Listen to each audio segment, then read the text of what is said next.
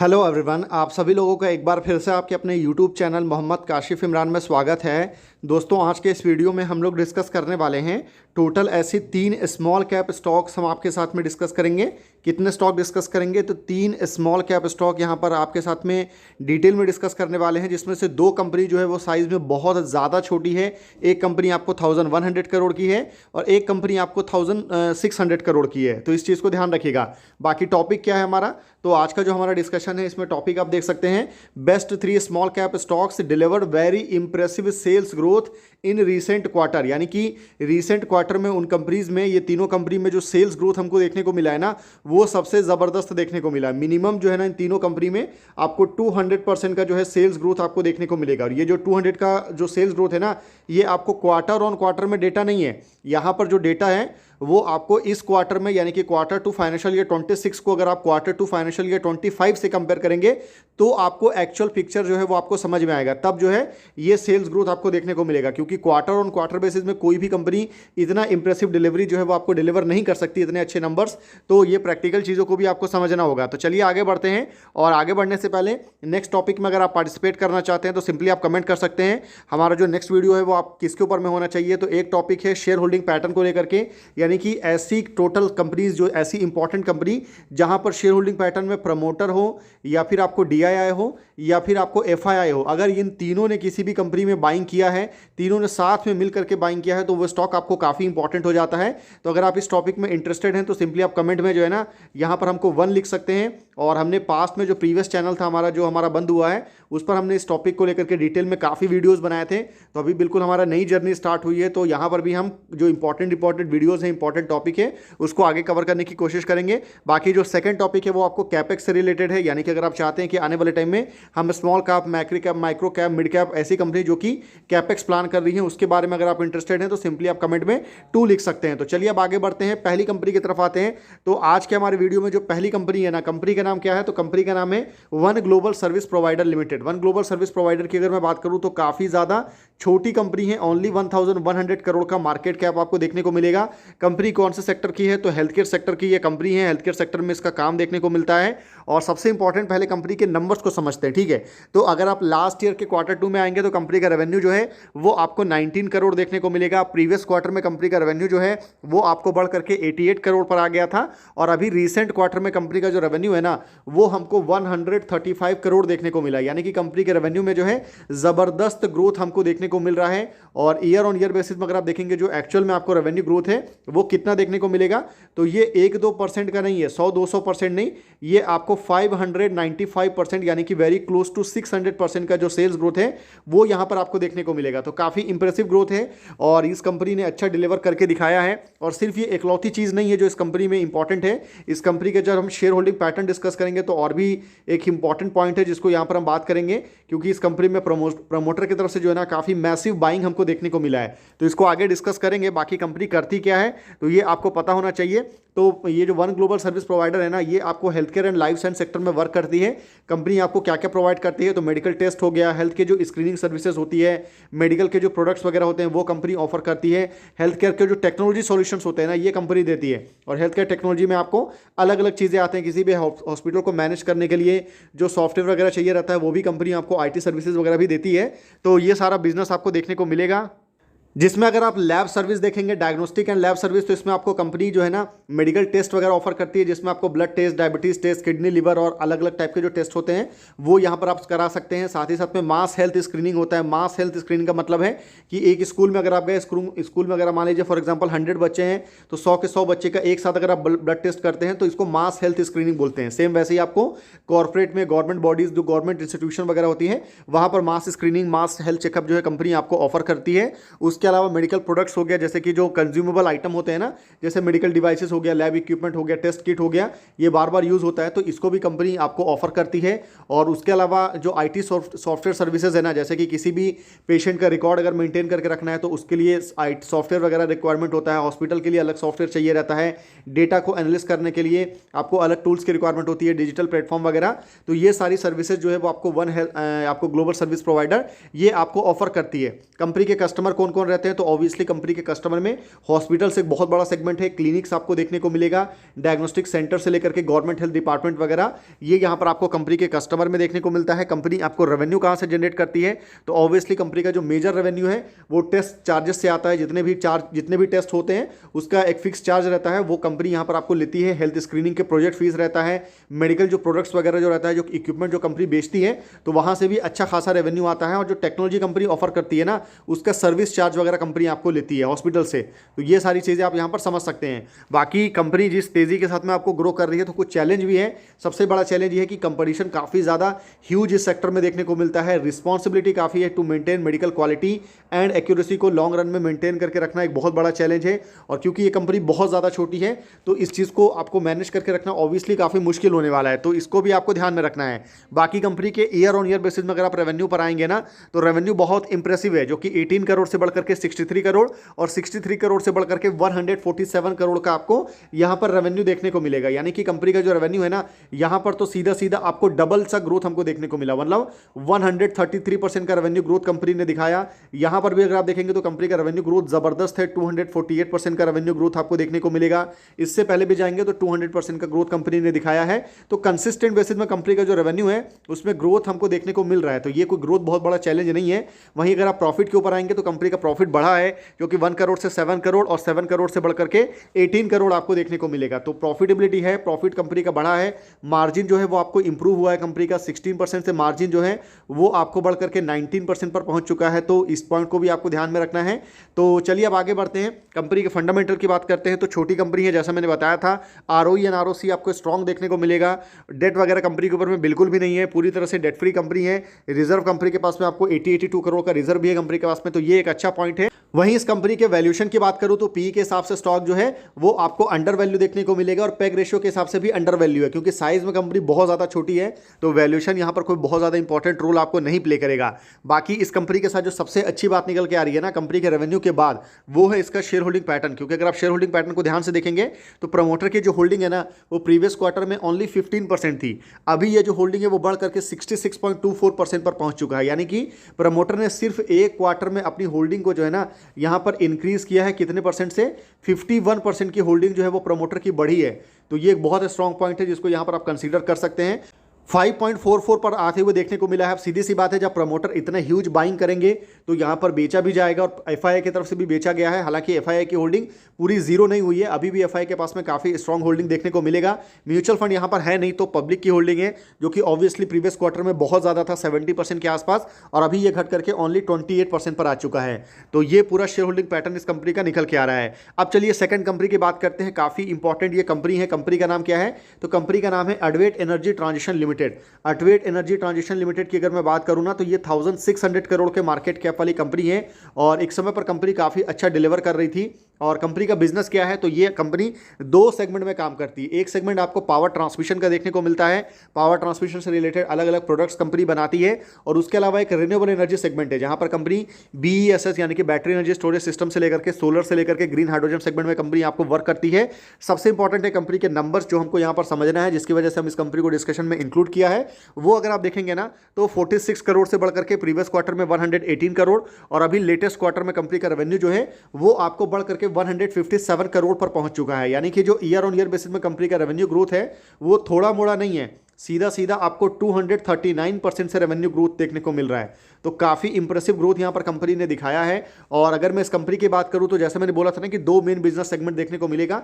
एक आपको power transmission solutions है, जिसमें कंपनी ऑप्टिकल ग्राउंड वायर से लेकर के आपको एल्यूमिनियम क्लैड स्टील हो गया, ऑप्टिकल फाइबर केबल हो गया, इमरजेंसी रिस्टोरेशन सिस्टम ERS हो गया, स्ट्रिंगिंग टूल्स हो गया। उसके अलावा जो EPC का काम वगैरह जो है वो कंपनी पावर ट्रांसमिशन सेगमेंट में करती है। और वही new and renewable energy segment में देखेंगे तो सोलर EPC से लेकर के BESS सेगमेंट में कंपनी वर्क करती है, जैसा मैंने आपको बताया था। अब अगर आप देखेंगे कि कंपनी के क्या क्या प्रोडक्ट्स है वो किस तरीके से दिखता है पावर ट्रांसमिशन में, तो ये आपको इमरजेंसी रिस्टोरेशन सिस्टम देखने को मिलेगा, ये ऑप्टिकल फाइबर ग्राउंड वायर आपको देखने को मिलेगा, ये आपको एल्यूमिनियम क्लैड स्टील्स आप देख सकते हैं जो कंपनी आपको बनाती है, ये आपको ऑप्टिकल फाइबर केबल है जो कंपनी बनाती है, जो कि पावर ट्रांसमिशन में बड़े स्केल पर इसको यूज़ किया जाता है। वहीं अगर मैं कंपनी के टोटल रेवेन्यू की बात करूँ तो अभी भी कंपनी का जो मेजर रेवेन्यू है ना वो आपको पावर ट्रांसमिशन सेगमेंट से ही आ रहा है। और यहाँ पर जो सबसे अच्छा रेवेन्यू किसमें है तो आपको स्ट्रिंगिंग टूल्स देखने को मिलेगा 28% टोटल रेवेन्यू का।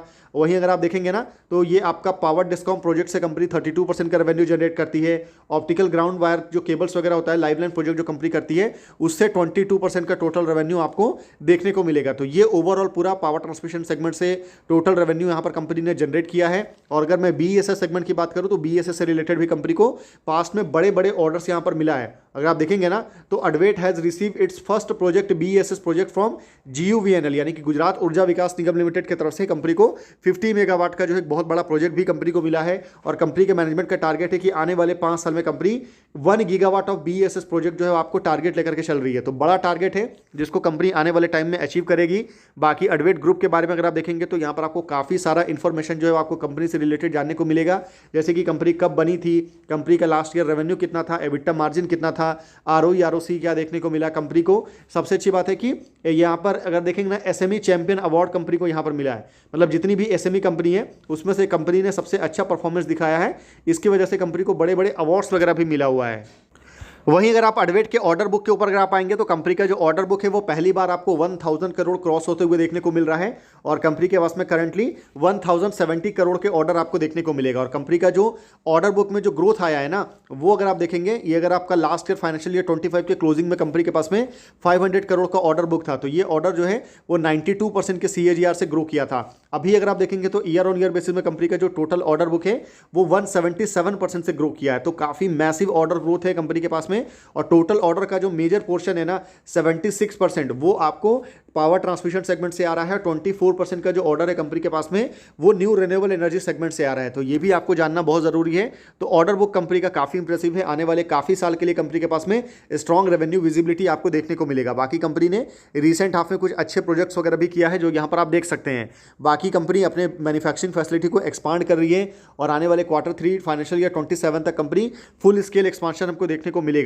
और अगर आप देखेंगे ना तो अडवेट एनर्जी की केस में जो अच्छी बात है कि अडवेट इन्फ्राटेक ग्रीन हाइड्रोजन सेगमेंट में वर्क कर रही है और उसके लिए कंपनी ने अलग अलग चाइना की कुछ कंपनी है उसके साथ में कंपनी ने टाई अप वगैरह भी किया है, पार्टनरशिप किया है। और आप देख सकते हैं अडवेट इन्फ्राटेक है sealed technology license deal with the China, आपको गुआफू हाइड्रोजन एनर्जी करके कंपनी है जो जिसके साथ में कंपनी ने टाई अप किया है फॉर आपको ग्रीन हाइड्रोजन की कैपेबिलिटी को बढ़ाने के लिए। बाकी कंपनी अलग अलग अगर आप देखेंगे तो जॉइंट वेंचर वगैरह भी किया कंपनी ने, फ्यूल सेल टेक्नोलॉजी के ऊपर में वर्क कर रही है। उसके अलावा कंपनी जो है MOU साइन किया हुआ है हरियाणा सिटी गैस डिस्ट्रीब्यूशन के साथ में जो कि ग्रीन हाइड्रोजन प्लांट से रिलेटेड हमको देखने को मिलेगा। बाकी अडवेट एनर्जी जो है फ्यूल सेल्स टेक्नोलॉजी के ऊपर में, इलेक्ट्रोलाइजर के ऊपर में काफ़ी फंड आपको इन्वेस्ट कर रही है। तो इस वजह से कंपनी काफ़ी इंपॉर्टेंट हो जाती है। यहाँ पर आप अलग अलग सेगमेंट देख सकते हैं। अब अगर मैं आपको रेवेन्यू की बात करूं तो कंपनी का जो रेवेन्यू है वो 104 करोड़ से 209 करोड़, 209 करोड़ से बढ़कर के 399 करोड़, यानी कि हर साल कंपनी का जो रेवेन्यू है ना वो आपको सीधा सीधा ऑलमोस्ट डबल होते हुए देखने को मिला है। मतलब यहां पर अगर आप देखेंगे तो कंपनी का जो रेवेन्यू है वो आपको किस तरीके से ग्रो किया है, तो ये आपको सीधा सीधा हमको 100% का रेवेन्यू ग्रोथ देखने को मिलेगा।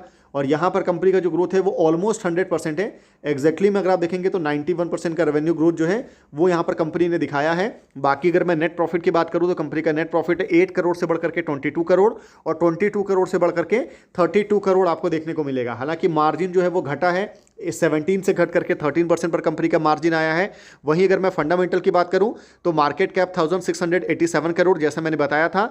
आरओई एंड आरओसी इंप्रेसिव आपको देखने को मिलेगा।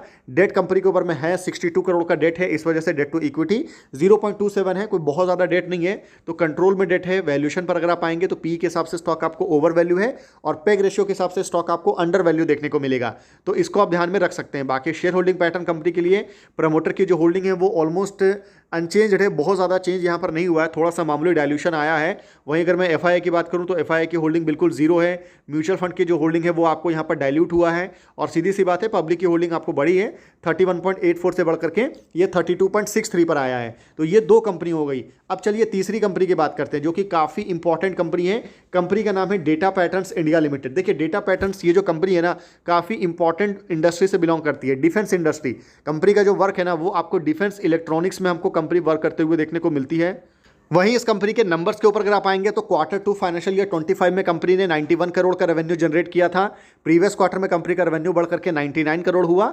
वहीं अभी रिसेंट क्वार्टर में कंपनी का जो रेवेन्यू है ना वो आपको बढ़ करके 307 करोड़ पर पहुंच चुका है। यानी कि यहाँ पर तो ग्रोथ नहीं है, पर यहाँ पर जो ग्रोथ है ना वो ज़बरदस्त है। और कितना, तो आपको 238% का रेवेन्यू ग्रोथ आपको देखने को मिलेगा, जो कि काफ़ी इंप्रेसिव ग्रोथ है। वहीं अगर मैं कंपनी के बारे में अगर आप देखेंगे तो Q2 कंपनी के लिए काफ़ी इंप्रेसिव था, क्योंकि 307 करोड़ का रेवेन्यू कंपनी ने जनरेट किया, 68 करोड़ का नेट आपको एबिटा भी देखने को मिला। सबसे अच्छी बात है कि कंपनी का जो ऑर्डर बुक अगर आप देखेंगे ना 673 करोड़ के ऑर्डर्स कंपनी के पास में मौजूद हैं, तो एक अच्छा ऑर्डर बुक देखने को मिलेगा। मार्जिन्स कंपनी के काफ़ी स्ट्रॉन्ग है, ग्रॉस मार्जिन 39% है, एबिटा मार्जिन देखेंगे तो 22% देखने को मिलेगा। ROE एंड ROC जो है वो स्टेबल है, कोई बहुत ज़्यादा इंप्रेसिव नहीं है, तो इसको भी आप ध्यान में रख सकते हैं। बाकी अगर मैं फर्दर बात करूँ कंपनी के बारे में तो डेटा पैटर्न्स के पास में लास्ट 3 डिकेड्स यानी कि 30 ईयर्स का एक्सपीरियंस है। कंसिस्टेंट बेसिस में कंपनी आपको यहाँ पर ग्रोथ दिखा रही है। रेवेन्यू वगैरह पिछले 3-4 सालों में कंपनी का 33% से ग्रो किया है CAGR के हिसाब से। बाकी कंपनी आपको क्या क्या ऑफर करती है, तो आपको रडार सेगमेंट हो या इलेक्ट्रॉनिक वारफेयर हो या कम्युनिकेशन सिस्टम्स हो, इन सारी जगह पर कंपनी आपको वर्क करती है। और कंपनी ने आपको अलग अलग तरीके से अपने स्टेक होल्डर को वैल्यू भी यहाँ पर आपको क्रिएट किया हुआ है। कंपनी का टोटल ओवरऑल अगर आप रेवेन्यू स्प्लिट देखेंगे तो कंपनी का रेवेन्यू कहाँ से आ रहा है, तो मेजर जो पोर्शन है वो रडार से आ रहा है। और उसके अलावा जो अलग अलग सेगमेंट है ना, नेवल से लेकर के सर्विस सेगमेंट, ये सारी चीज़ें देखने को मिलेगा। पर मेजर जो रेवेन्यू है रडार से 72% आपको देखने को मिलेगा। कंपनी का जो मैक्सिमम रेवेन्यू है वो सेकंड क्वार्टर में आता है 75.6%, और फर्स्ट क्वार्टर में कंपनी ने काफ़ी कम रेवेन्यू जनरेट किया था, जैसा मैंने आपको बताया था। बाकी अगर आप आगे बढ़ेंगे, डेटा पैटर्न्स का आउटलुक काफ़ी स्ट्रांग है। आने वाले 3 साल के लिए कंपनी ने काफ़ी स्ट्रांग रेवेन्यू गाइडेंस रखा है कि 20 to 25% का रेवेन्यू ग्रोथ जो है वो कंपनी आने वाले कुछ सालों में मेंटेन करके रखेगी। अभी भी कंपनी का जो रेवेन्यू ग्रोथ है वो 14%, 15%, 36% इस तरीके से कंपनी ने ग्रोथ आपको शो किया है। अब अगर मैं आपको फर्दर बात करूँ ऑर्डर बुक की, तो कंपनी का जो ऑर्डर बुक है उसमें आपको कंसिस्टेंट ग्रोथ देखने को मिलेगा। ठीक है, हालांकि पहले जो कंपनी का फाइनेंशियल ईयर 25 में ऑर्डर बुक था वो काफ़ी स्ट्रॉन्ग था, 729 करोड़, पर उसके बाद कंपनी को ऑर्डर मिला 350 करोड़ का, और ऑर्डर जो कंपनी ने एग्जीक्यूट कर दिया वो 4000 करोड़। तो इस वजह से जो टोटल ऑर्डर बुक है वो थोड़ा कम हुआ है, लेकिन अभी भी ऑर्डर बुक जो है 673 करोड़ है। काफ़ी डाइवर्सिफाई ऑर्डर है, हर अलग अलग सेगमेंट से कंपनी को यहाँ पर ऑर्डर हमको देखने को मिल रहा है। वहीं अगर मैं डेटा पैटर्न्स के रेवेन्यू की बात करूं तो कंपनी का जो revenue year on year basis में 453 करोड़ से 520 करोड़ और 520 करोड़ से बढ़कर के 708 करोड़ आपको देखने को मिलेगा।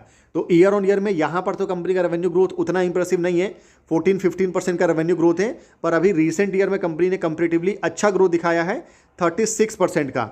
अब अगर मैं आपको फर्दर बात करूं नेट प्रॉफिट की, तो नेट प्रॉफिट आपको 124 करोड़ से बढ़कर के 182 करोड़ और 182 करोड़ से बढ़कर के 222 करोड़ का नेट प्रॉफिट जो है वो आपको देखने को मिलेगा। तो अच्छा प्रॉफिट कंपनी ने बढ़ाया है। मार्जिन्स वगैरह देखेंगे तो कंपनी के मार्जिन जो है वो लास्ट ईयर में 43% था, और अभी जो मार्जिन है वो आपको 39% देखने को मिलेगा। तो मार्जिन्स वगैरह कंपनी के अच्छे हैं, हालांकि डिक्लाइन हुआ है, पर फिर भी अभी भी 39-40% का मार्जिन, स्ट्रॉन्ग मार्जिन आप इसको कंसीडर कर सकते हैं। अब अगर मैं आपको फंडामेंटल की बात करूँ तो 16,000 करोड़ का मार्केट कैप है। स्मॉल कैप के पॉइंट ऑफ व्यू से कंपनी का साइज थोड़ा बड़ा है, लेकिन कंपनी स्मॉल कैप की कैटेगरी में ही आती है। ROE एंड ROC कंपेरेटिवली उतना बेटर नहीं है, डेट वगैरह कंपनी पर ऊपर में है नहीं, तो डेट फ्री कंपनी है, तो ये एक बड़ा पॉजिटिव पॉइंट आप कंसीडर कर सकते हैं। वहीं अगर मैं वैल्यूएशन की बात करूं तो PE के हिसाब से स्टॉक आपको ओवर वैल्यू है, और पेग रेशियो के हिसाब से स्टॉक आपको काफ़ी ज़्यादा ओवर वैल्यू देखने को मिलेगा, तो इसको आप ध्यान में रख सकते हैं। बाकी शेयर होल्डिंग पैटर्न कंपनी का काफ़ी अच्छा है, प्रमोटर की होल्डिंग यहाँ पर कांस्टेंट है, चेंज नहीं हुआ है। वहीं FII की होल्डिंग आपको काफ़ी देखने को मिलेगा, पर रिसेंट क्वार्टर में थोड़ा डाइल्यूशन देखने को मिला है। म्यूचुअल फंड की जो होल्डिंग है वो 8.08 से बढ़ करके 9.79, यानी कि ओवरऑल अगर आप देखेंगे ना तो पब्लिक की जो होल्डिंग है वो आपको यहाँ पर थोड़ा डाइल्यूट हुआ है। पब्लिक ने थोड़ा बेचा है, FII ने थोड़ा बेचा है, और खरीदा किसने है, तो यहाँ पर म्यूचुअल फंड की बाइंग देखने को मिल रही है। तो ये 3 कंपनी थी जिन्होंने काफ़ी इंप्रेसिव सेल्स ग्रोथ दिखाया था। तो आई होप आपको वीडियो इन्फॉर्मेटिव लगा हो। वीडियो अगर आपको इन्फॉर्मेटिव लगा है तो वीडियो को प्लीज़ लाइक करिएगा, चैनल को ज़्यादा से ज़्यादा सब्सक्राइब करिएगा। और क्योंकि ये हमारा बिल्कुल नया चैनल है, भले आपको यहाँ पर सब्सक्राइबर देखने के लिए बहुत ज़्यादा देखने को मिल रहा हो 29,000, पर ये जो 29,000 है वो आपको दूसरे नीच के सब्सक्राइबर हैं, इस वजह से वो हमारे वीडियोज़ वो नहीं देखेंगे।